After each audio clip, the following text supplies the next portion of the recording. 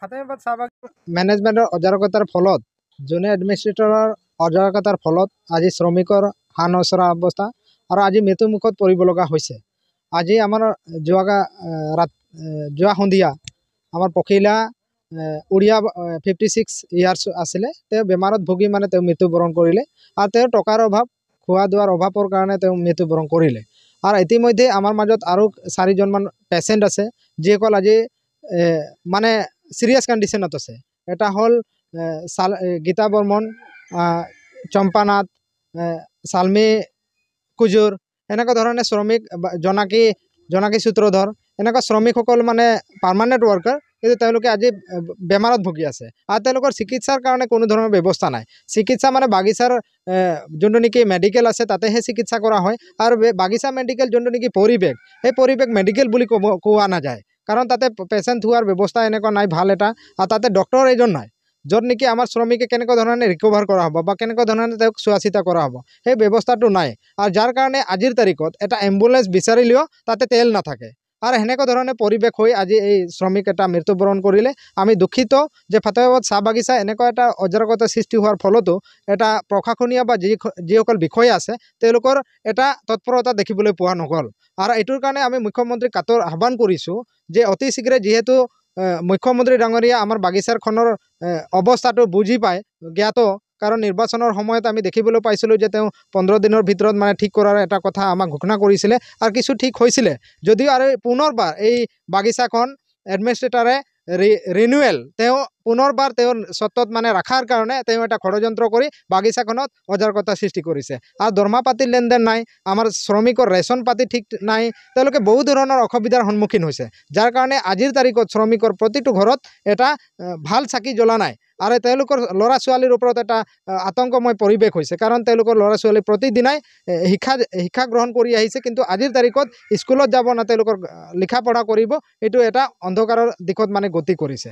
গতিকে আমি চৰকাৰক আহ্বান কৰিছোঁ যে অতি শীঘ্ৰে ব্যৱস্থা গ্ৰহণ কৰক, যি ব্যক্তিয়ে এনেকুৱা ধৰণে শ্ৰমিকৰ ওপৰত নিৰ্যাতন চলাইছে তাৰ ওপৰত বিহিত ব্যৱস্থা লোৱাৰ কাৰণে আজিৰ তাৰিখত আমি আহ্বান কৰিছোঁ। দুদিন ধৰি বন্ধ হৈ আছে। হয়, বাগিচা বন্ধ কৰি যোৱাকালি বাগিচা বন্ধ কৰি তেওঁ মানে আমাক এটা ভাবুকি নিচিনা কৰিছে যে এনেকুৱা যদি প্ৰতিবাদ বা এনেকুৱা যদি কিবা ব্যৱস্থা গ্ৰহণ কৰা হয় তেতিয়া তেওঁ বাগিচা বন্ধ কৰিব। কিন্তু আজিৰ তাৰিখত আমি কৈছোঁ যে তেওঁৰ যোনটো কৰ্মকাণ্ড, তেওঁ আমাৰ মানে প্ৰাপ্য ধন আদায় নিদিয়াৰ ফলত তেওঁ বাগিচা বন্ধ কৰি কি ধৰণে আমাক মানে শাস্তি দিয়াৰ মানে ব্যৱস্থা কৰিছে। গতিকে শ্ৰম বিভাগ আছে আমাৰ ইয়াতে, শ্ৰম মন্ত্ৰী আছে, শ্ৰম মন্ত্ৰীক আমি কাটৰ আহ্বান কৰিছোঁ ৰূপেশ গোৱালা ডাঙৰীয়াক যে অতি শীঘ্ৰে ফাতেমাবাদ ভিজিট কৰক আৰু ফাতেমাবাদ চাহ বাগিচাৰ যোনটো নেকি পৰিৱেশ, এই পৰিৱেশ সুস্থ কৰাৰ কাৰণে এটা ব্যৱস্থা গ্ৰহণ কৰাৰ কাৰণে দাবী উত্থাপন কৰিছোঁ।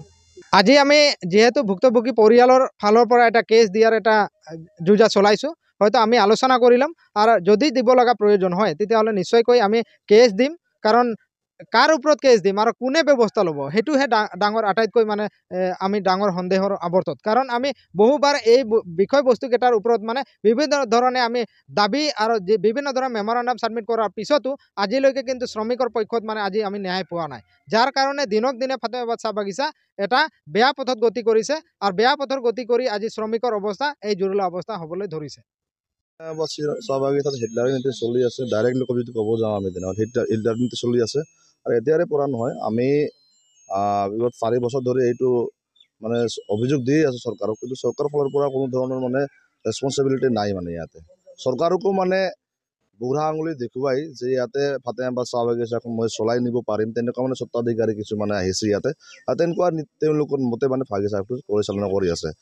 তেওঁলোকৰ মতে মানে যোনদিনা ইচ্ছা কৰে বন্ধ কৰে, যোনদিনা ইচ্ছা কৰে দৰমহা দিয়ে, যোনদিনা ইচ্ছা কৰে বনাছটো অটকাই দিয়ে। তো ঠিক তেনেকুৱা কৰি শ্ৰমিকে মানে বহুত মানে ভাগৰি গৈছে, কিমান আন্দোলন কৰিম, লাহে লাহে শ্ৰমিকে মানে বহিব ধৰিছে, কিছুমান মৰিব ধৰিছে।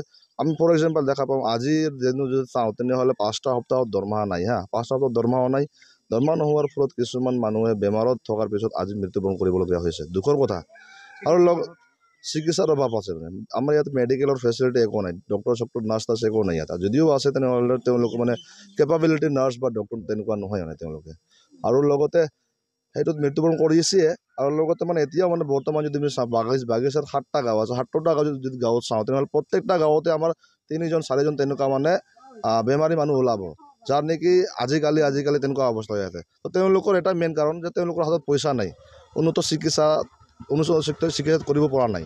তো কেতিয়া কৰিব, যেতিয়া নেকি তেওঁলোকৰ হাতত পইচা থাকিব, আৰু পইচা যেতিয়া থাকে, যেতিয়া নেকি বাগিচাৰ মালিকে পইচা তেওঁলোকক দৰমহা দিব, বানাছ দিব, যি ছুটি পইচা আছে সেইবিলাক দিব, তেতিয়াহে পইচা থাকিব। তো আমি ভাবিও যে এইটো একচুৱেলি ৰেচপনচিবিলিটি বাগিচা স্বত্বাধিকাৰীয়ে হ'ব, আৰু লগতে PF কমিশ্যনাৰো হ'ব মানে। তো এতিয়া যি কথা ওলাই আছে যে কেছ দিয়াৰ কথা হৈ আছে, তো আমি ইতিমধ্যে আলোচনা কৰি আছোঁ, এতিয়া কাৰ ওপৰত দিম, স্বত্বাধিকাৰীৰ ওপৰত দিম না PF কমিশ্যনাৰৰ ওপৰত দিম না চৰকাৰক দিম। এতিয়া আমাৰ কোনো ধৰণৰ এতিয়া আলোচনা হোৱা নাই। আলোচনা কৰাৰ পিছত এইটো আমি নিশ্চয় জনাম আপোনালোকক থানাৰ পিছত। যোৱাকালি যোনটো মিটিং আমাৰ খালবাৰীত হৈছিলে, তাতে মই চাংমা ৰিকাভাৰী গ্ৰেজুৱেটি অফিচাৰ তেখেতক কৈছিলোঁ, যদি আপোনালোকে তেনেকুৱা চলাব নোৱাৰে, তেনেহ'লে বাগিচাটো টোটেলি শ্ৰমিকক এৰি দিয়ক। PF কাটিব নালাগে, একো কৰিব নালাগে, আমাক কোনো মালিকক নালাগিব। আমাৰ বাগিচা হয়, আমাৰ মা দেউতা চলাইছে, আমিও চলাম, কিন্তু আমি কাৰো ইয়াতে ৰাজত্ব হ'ব নিদিওঁ মানে, তেনেকুৱা কৈছিলোঁ। আৰু পৰৱৰ্তী সময়ত যদি এনেকুৱাই যদি আমাৰ দাবীটো পূৰণ নকৰে, চৰকাৰে যদি আমাক সঁহাৰি নকৰে, তেনেহ'লে আমি এইটোৱে আহ্বান কৰিছোঁ ভাই, কাৰণ এইটো মাটিটো আমাৰ, এইটো বাগানটো আমাৰ, ইয়াতে কোনো ধৰণৰ ৰাজত্ব কাৰণ নচলিব ইয়াতে। মালিকে খবৰ লোৱা নাই এতিয়ালৈকে, মালিকৰ মানুহ যিসকল আছে তেওঁলোকেও আহি ইয়াতে দেখা দেখি কৰা নাই। তো আমি ইতিমধ্যে গম পাই আছোঁ, তেওঁলোকে আমাক এতিয়াও ভাবে যে শ্ৰমিক মানে একেবাৰে কাটৰ জাতৰ মানে বহুত মানে লেতেৰা তেতেৰা ভাবে, সেইকাৰণে মৰি আছোঁ, মৰিবই দে, তেনেকুৱা তেওঁলোকে ভাবে। মোৰ এটা চিন্তাধাৰা মানে আচাৰ পদক্ষেপ সেইটোৱে যে তেওঁলোকে যদি অতি শীঘ্ৰে তেওঁলোকে যিখিনি আমাৰ পেণ্ডিং আছে গোটেইখিনি পেণ্ডিংটো যদি ক্লিয়াৰ কৰিব নোৱাৰে এইটো বছৰৰ আগে তেনেহ'লে মানে আমি বাধ্যতো হৈছোঁৱে আৰু কৰি আছোঁ, লাহে লাহে কৰিছোঁ, আৰম্ভ কৰিছোঁ, এতিয়া ডাঙৰকৈ কৰিম মানে। এতিয়া আৰু আমাৰ বাগিচাৰ আশে পাশে যিমানটা গাঁও আছে, বাগিচাৰ লগত আমাৰ মানাস ৰাষ্ট্ৰীয় উদ্যান আছে, মানাস ৰাষ্ট্ৰীয় উদ্যানো হ'ব পাৰে, বন্ধ হ'ব পাৰে মানে, প্ৰতিবাদী কাৰ্যসূচী।